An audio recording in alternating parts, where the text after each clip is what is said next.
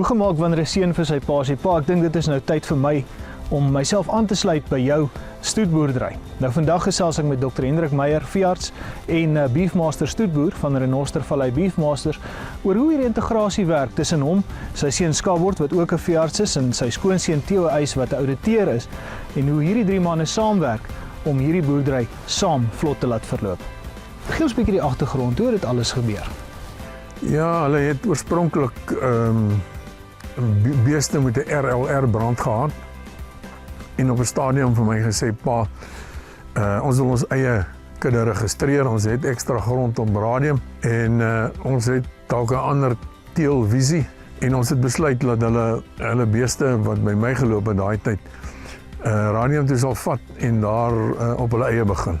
Die voordeel van sulke nuwe besige bloed is dat hulle laat jou goed raak sien wat jy op jou eie nie noodwendig sien nie. So die feit dat ons twee kuddes toe het, Beef on Grass en Renoster Vallei Beefmasters, het inderwaarheid beteken dat ons mekaar kritiseer en dat albei van die stoeterye verbeter.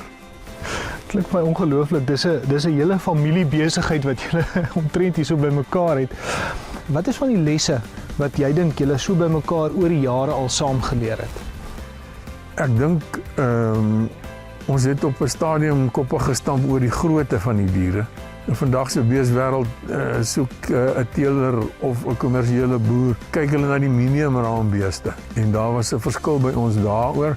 Daar was verskille oor die belangrikheid van melk in die kuddes, daar was 'n verskil oor die belangrikheid van vrugbaarheid, maar mettertyd het ons nou gesien dat die prestasie van die beeste het vir ons gewys wat is belangrik. Die koeie met watter sterk eienskappe het bo uitgekom en so ons selekteer nou vir daai spesifieke eienskappe.